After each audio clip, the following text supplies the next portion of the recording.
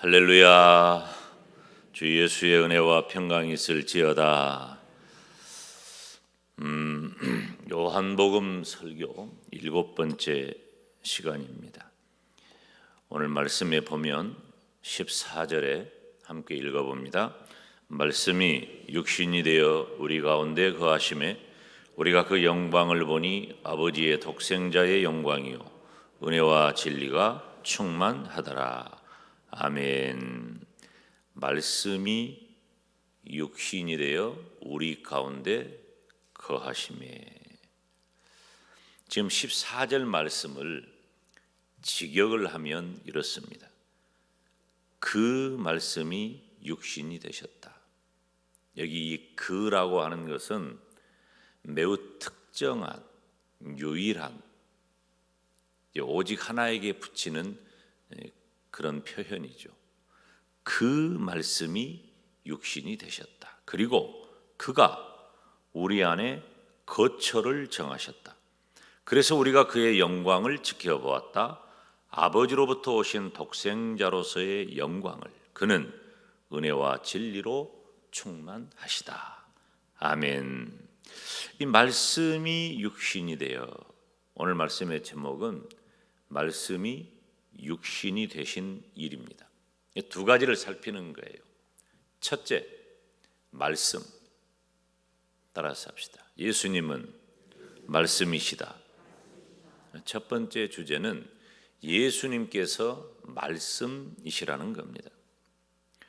우리가 요한복음을 시작하면서 설교 시간에 많이 언급한 내용이 뭐냐면은 로고스라고 하는 단어예요. 우리 예수님께서는 말씀, 로고스로서 하나님과 깊은 교제를 나누는 하나님이십니다. 예수님께서는 하나님이셔요. 그래서 요한복음 1장 1절 2절 말씀을 보면 함께 읽습니다. 태초에 말씀이 계시니라. 이 말씀이 하나님과 함께 계셨으니 이 말씀은 곧 하나님이시니라. 그가 태초에 하나님과 함께 계셨고. 아멘. 사실 이 요한복음 1장 1절 2절 말씀은 굉장히 어려운 성경 구절입니다. 이해하기도 설명하기도 쉽지 않은 구절이죠. 그런데 거기 보니까 태초에 말씀이 계시니라 라고 기록하고 있어요. 이 말씀이라고 하는 단어는 당시 헬라 시대 헬라어로 로고스라고 하는 단어인 거예요. 원래 있던 그 단어를 사도 요한이 요한복음에 가지고 와서 사용한 것입니다. 똑같은 단어라도 어떻게 사용하느냐에 따라서 그 의미가 많이 달라지죠. 그러니까 지금 이 요한복음이 기록되고 있는 이 시기가 AD 7, 80년 그런 정도 어간이기 때문에 헬라적 배경을 가지고 있는 시대예요. 사람들에게 말할 때 이해되기 쉬운 것은 그 시대적인 언어와 문화예요. 여러분, 그전이 아니라 지금도 그렇게는 하지. 무슨 말 앞에 개라는 말을 붙이잖아요. 개. 그 개라는 말을 붙이면 엄청난 욕입니다.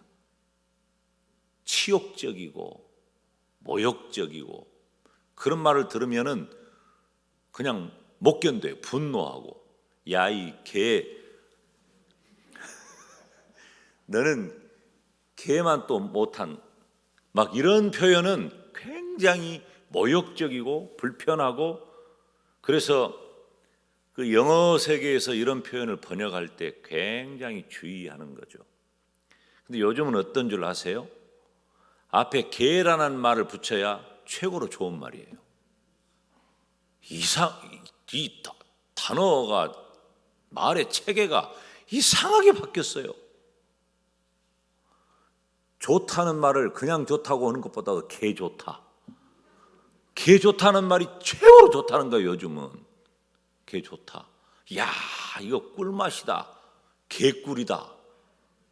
이게 이런 단어들이 지금 이 젊은이들이 쓰는 이런 시대적인 그 문화적인 환경을 이해하지 못하면 지금 그 말에 조금 이해가 안 되고 갸웃하고 그것이 말이냐 뭐냐 하는 분들은 이제 요즘 젊은이들 말을 이해 못하는 거죠. 그러니까 그 시대의 언어가 어떻게 쓰여지느냐 가장 잘 이해되는 것이 그 시대의 언어예요. 말을 보면 그 시대를 아는 거죠. 지금부터 2000년 전에는 헬라어를 썼어요.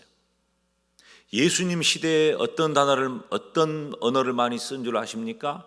아람어를 많이 썼습니다. 유대 사회에서. 그런데 예수님 시대에서 불과 40-50년 지났는데 이제는 완전히 그렇지 않아도 유대 사회를 제외한 모든 나라는 로마의 지배 아래에 있었는데 그 로마의 지배 아래에 있는 것이 헬라의 문화를 로마의 문화를 이제 다 전 유럽 혹은 아시아존 아프리카까지 다 퍼뜨리는 계기가 된 거예요. 두말할 것도 없이 그때 당시에는 헬라어를 많이 쓴 거예요. 그래서 이 로고스라고 하는 단어를 사람들에게 말하잖아요. 그럼 다 알아들었다니까. 쓰는 말이니까. 그래서 사도 요한이 로고스라고 하는 단어를 가지고 와서 예수님이 어떤 분인가를 설명하는 데 쓰는 거예요.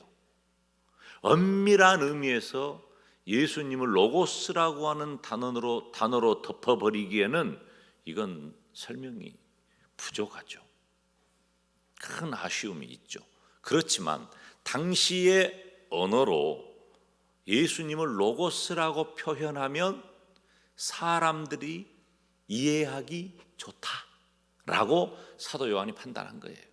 그래서 이 로고스라는 단어를 사용한 것입니다. 그러면 이 로고스라는 말은 어떤 의미냐?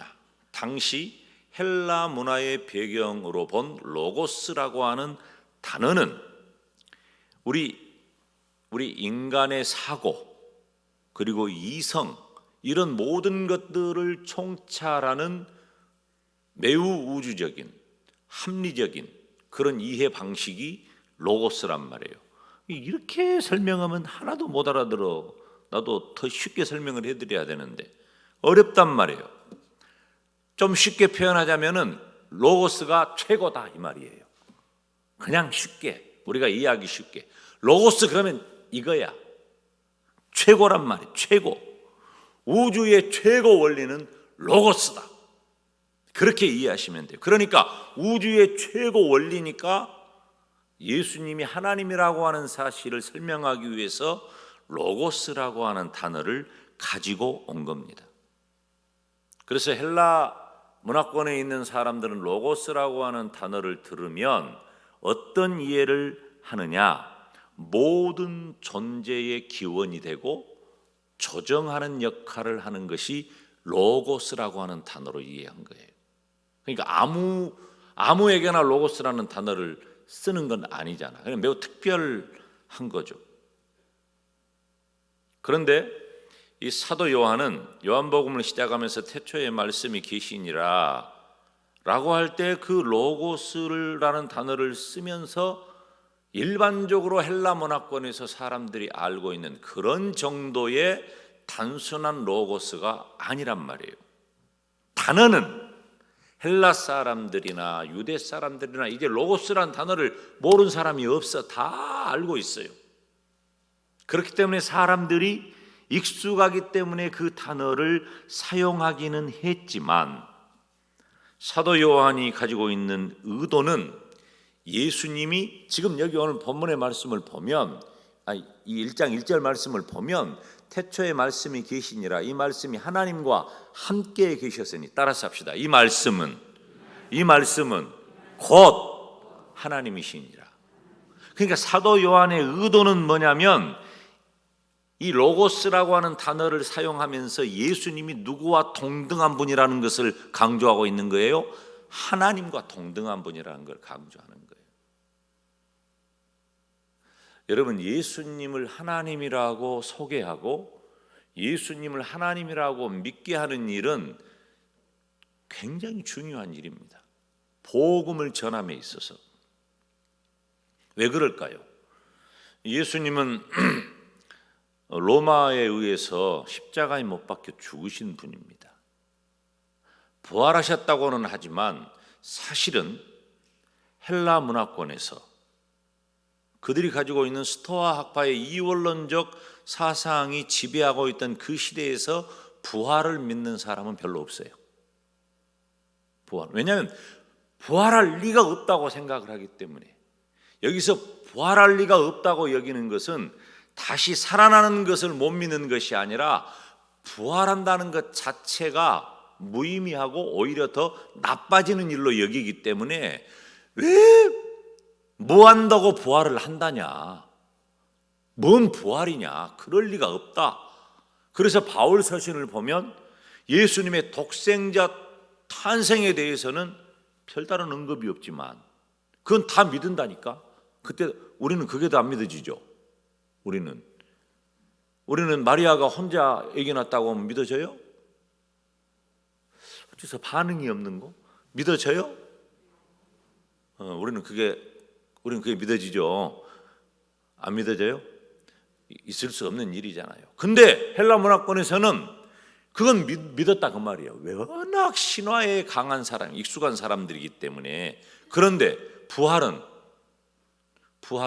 이 사람의 육체는 악하고 영은 선하다는 사상이 지배적인 그 시대에서 죽었으면 그만이지 왜 이 악한 육체로 선한 영이 다시 들어가야.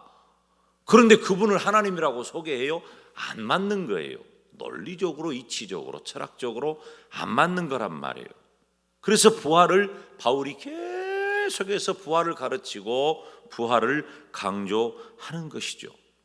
그런데 이 요한이 가지고 있는 의도는 하나님과 동등한 분이라고 하는 것을 증명해야 되기 때문에. 예수님은 하나님이십니다. 그래서 우리의 구세주가 되십니다. 이것이 복음이잖아요. 그 얘기를 해야 되기 때문에 예수님이 하나님과 동등한 분이라고 소개를 하기 위해 로고스라고 하는 단어, 모든 존재의 기원이 되고 조정자 역할을 하는 로고스라고 하는 단어를 가지고 와서 예수님이 로고스인데, 이 말씀이신데, 이 말씀은 태초부터 계셨고 하나님과 함께 계셨고 하나님과 동등하신 분이었다 라고 설명을 하는 겁니다. 요한복음의 예수님은 어떤 분이신가? 요한복음 기록하고 있는 예수님은 살아계신 분이고 하나님과 동등하신 분이고 생명의 근원이 되시는 분이십니다. 바로 그 단어가 로고스라고 하는 단어에서 당시 사람들에게는, 우리는 좀 어색하지만 당시 사람들에게는 충분히 이해가 되고 설명이 되는, 로고스, 예수님이 로고스라고, 그러면 사람들이 고개를 끄덕끄덕 했다 그 말이에요. 이해했다 그 말이에요. 사람들이 받아들였다 그 말이에요. 그런데 이 로고스를 의인화해가지고 우리들이 이해하는 정도가 아니라 인격화된 하나님, 다시 말하면 예수님께서 인간이, 하나님으로서 인간이 되셨다는 기록을 하는 겁니다. 예수님은 하나님이시다. 그리고 그로 말미암아 세상이 창조되었다는 거죠. 여기서 그는 말씀이라고 했죠. 3절 말씀에 보면 만물이 그로 말미암아 지은 바 되었으니 하나도 그가 없이는 된 것이 없느니라. 그가 누구예요? 그가 말씀이에요. 말씀이 누구예요? 말씀이 예수님이에요. 그러니까 만물이 예수님으로 말미암아 지은 바 되었으니 하나도 예수님이 없이는 된 것이 없느니라. 창조 사역은 누구의 사역입니까? 하나님의 사역이죠. 창조주 하나님. 창조 사역은 하나님의 사역인데 그 하나님의 창조 사역에 누가 그 창조 사역을 했다고 설명을 하고 있는데, 그가, 말씀이, 즉 예수님께서 창조주가 되신다는 것을 기록하는 것입니다. 그리고 세 번째는 로고스이신 예수님께서 자기 땅인 세상에 오셨다. 오늘 본문 11절 말씀을 보면 자기 땅에 오매, 자기 백성이 영접지 않았다. 자기 땅에 왔다는 겁니다. 사랑하는 여러분, 예수님은 로고스 말씀이시고 예수님은 하나님이신 줄로 믿습니다. 이 사도 요한의 증거가 바로 그거예요. 이건 예수님의 제자, 즉 사도 요한에게 있어서는 너무 중요한 이야기예요. 중요한 이슈예요. 예수님이 하나님이시다. 결국은 뭐예요? 요한복음의 의도가 예수님께서 하나님이시고 구세주라고 하는 사실을 증거할 목적으로 기록한 책이잖아요. 그러니까 아예 그 말부터 시작을 하는 것이죠. 예수님은 말씀이시다. 두 번째 주제, 예수님은 육신이셔요. 육체로 오셨어요. 14절 말씀을 보면 예수님께서 성육신하셨다라고 선언해요. 그래서 예수님에 대한 선언을 완성하는데 말씀이 육신이 되어 우리 가운데 거하심에. 육신은 뭐예요? 육신은 영과는 전혀 다른 거예요. 육신은 혈과 육을 지닌 몸을 가리켜요. 몸. 그러니까 예수님께서 혈과 육을 가지신 온전한 인간이 되셨다. 지금 이 이야기는 우리들에게 너무 당연한 얘기로 들리지만 2000년 전에는 말도 안 되는 얘기예요. 왜 하나님이라고 해놓고 또 완전한 육체라고 말하냐? 이게 지금 섞어져 가지고 이해가 잘 안 되는 거란 말이에요. 그런데 예수님이 어떤 분이냐라고를 소개할 때 따라서 합시다. 완전하신 하나님, 완전하신 사람. 예수님은 완전하신 하나님이시면서 완전하신 육체 이 육체가 되셨다고 하는 거예요. 빌립보서 2장 6절 7절 말씀 함께 읽어볼까요? 시작. 그는 근본 하나님의 본체시나 하나님과 동등됨을 취할 것으로 여기지 아니하시고 오히려 자기를 비어 종의 형체를 가져 사람들과 같이 되었다. 아멘. 로고스이신 말씀이신 예수님께서, 다시 말하면 그때 당시 사람들이 이해하는 예수님은 로고스, 말씀, 온 세상 모든 것들의 근원이 되고 그리고 기원이 되고 조정자가 되는 그 예수님이 우리 인간의 연약함을 공유하는 분이라는 거예요. 이러니까 예수님을 전하기가 어렵고 논리적으로 사람들에게 이해시키기가 어려웠던 거죠. 예수님이 하나님이라고만 말하면은 아멘하고 믿는 자들이 쉽게 동의를 해줄 텐데 예수님이 또 완전한 사람이라고 말하는 거예요. 여러분, 사람이 사람을 구원할 수 있어요? 사람이 사람을 구원 못합니다. 가르치는 선생은 될 수 있어요. 그런데 구원자는 안 되는 거예요. 그렇기 때문에 사도 요한은 너무나도 확실하고 분명하게 예수님이 우리와 똑같은 사람이라고 하는 거, 이 살을 가진 사람, 육체를 가진 자, 육신을 가진 자가 되었다라고 하는 것을 더 강조하는 겁니다. 예수님은 어떤 분이신가? 예수님은 저와 여러분들처럼 우리와 동일하게 시험을 받으시고 우리의 연약함을 친히 겪으신 분이란 말이에요. 예수님께서는 히브리서 4장 15절 말씀을 보면 함께 읽습니다. 우리에게 있는 대제사장은 우리 연약함을 체휼하지 아니하는 자가 아니요 모든 일에 우리와 한결같이 시험을 받은 자로 돼 죄는 없으시니라. 아멘. 사랑하는 여러분, 예수님을 어떤 분이라고 소개하고 있느냐? 예수님을 말씀, 로고스, 하나님이라고 소개하면서 영적인 존재임을 분명히 함과 동시에 예수님을 육신을 입은 분으로 소개하고 있다는 거예요. 이게 안 맞는 거죠. 말씀과 육신, 말씀이 육신이 되었다는 것은 안 맞는 거란 말이에요. 그런데 말씀이 육신이 되신 일에 대하여 분명한 증거가 있는데 그분이 바로 예수님이라 그 말이에요. 그걸 누가 경험했어요? 요한이 경험한 거예요. 제자들이 경험한 거예요. 그러니까 예수님을 따르던, 예수님을 믿던 제자들은 다 그 일에 자신의 생명이 위태로워도 부인하지 못하는 거예요. 생명을 바쳐서라도 예수님이 하나님이고 예수님이 사람이라고 하는, 그래서 우리들의 구세주가 되셨다는 사실을 전할 수밖에 없는 거예요. 예수님의 제자들은 다 어떻게 됐어요? 그 시대와 안 맞아.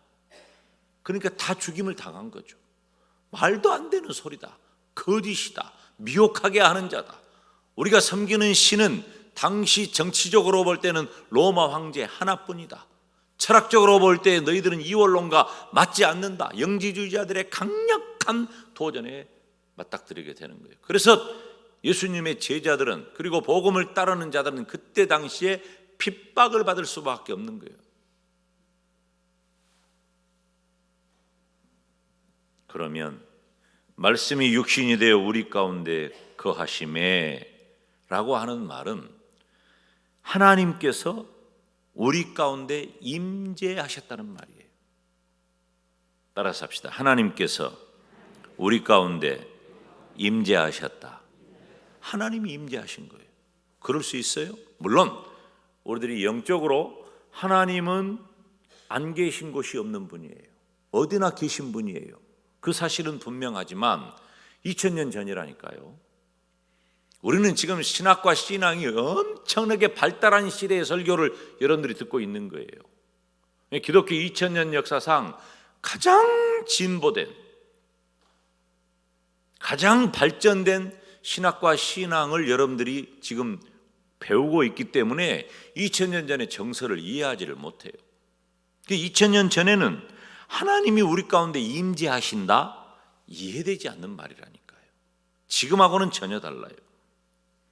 거한다라고 하는 말은 어떤 말이냐면은, 그러니까 이 단어를 이해하는 게 굉장히 중요한 건데, 거한다라고 하는 말은 천막을 친다, 거처한다, 그리고 산다, 그런 뜻이에요. 다시 말하면 말씀이 육신이 되어 우리 가운데 거한다는 말은 예수님께서 우리에게로 거처를 정하셨다. 거처를 정하셨다. 그런 말이에요. 로고스이신 예수님께서 육신이 되어서 세상에 진입해 오셨고, 그리고 거처를 우리 가운데로 정하셨다는 말이에요. 그러면 우리들이 일반적으로 이해할 때 하나님은 어떤 분입니까? 우리가 일반적으로 이해할 때 하나님은 높고 귀하신 분이에요. 우리 인간의 언어와 설명으로는 다 할 수 없는 분이셔요. 그런데 그 로고스이신 하나님이신 예수님께서 사람의 몸을 입고, 즉 거처를 우리에게 두셨다고 하는 말이에요. 이건 엄청난 자기 비하입니다. 예수님의 낮아지신 신분이에요.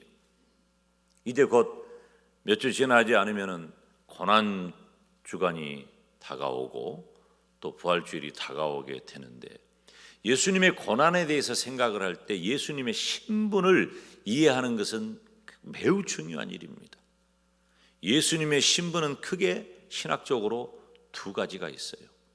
첫째는 낮아지신 신분, 이것을 비하의 신분이라고 그래요. 둘째는 높아지신 신분, 이것을 승귀의 신분이라고 합니다. 낮아진다는 건 뭐냐? 두말할 것도 없어요. 낮아지심의 첫 번째 단계는 사람의 몸을 입고 이 땅에 오신 거예요. 그리고 사람의 몸을 입고 이 땅에 오신 것이 그 다음 단계, 순환의 삶을 살고 고난을 당하고 십자가에 못 박혀 죽고 장사 지내고, 이런 과정은 하나님으로서 사람의 몸을 입고 이 땅에 오신 것부터 시작이 된 거예요. 그러니까 예수님께서 하나님으로서 사람의 몸을 입고 이 땅에 오셨다 라고 하는 것이 예수님 낮아지심의 모든 것이에요. 모든 것. 사랑하는 여러분, 로고스이신 예수님의 성육신은 영광스러운 하나님이, 그 하나님의 영광이 우리 가운데 장막을 치고 함께 사는 거처를 마련하고 임재하게 되시는 장면을 표현하는 겁니다. 여러분, 이게 있을 수가 있어요. 우리가 귀한 손님이 오면은 이 누추한 것에 오셨냐, 그런 표현을 하잖아요. 그리고 못 들어오게 해요. 심지어 못 들어오게, 여기 앉지 말라고, 여기 앉지 마라, 이리 앉으라고. 귀한 분이 올 때, 귀한 분을 맞이할 때 똑같은 사람이라고 할지라도 부담을 느끼고 우리들이 거부할 때가 있어요. 안 돼. 이거 어디라고 여기를 옵니까? 예수님은 말씀, 즉 예수님은 살아계신 하나님이십니다. 그런데 살아계신 하나님께서 장막을 치시고 나와 함께 거처를 두셨어요. 즉 사람의 몸을 입고 이 땅에 오셨다, 그 말이에요. 육신을 입고 오신 겁니다. 뭐 때문에? 바로 사람의 몸으로 이 땅에 오셔서 나의 죄를 대신하기 위해서. 오늘 또 저와 여러분은 말씀이 육신이 되어 이 땅에 오신 우리 주님의 사랑과 희생과 은혜를 기억하면서 성도답게 복되게 하나님이 주신 은혜를 잘 감당하고 누리는 우리 모두가 되시기를 주님의 이름으로 축원합니다.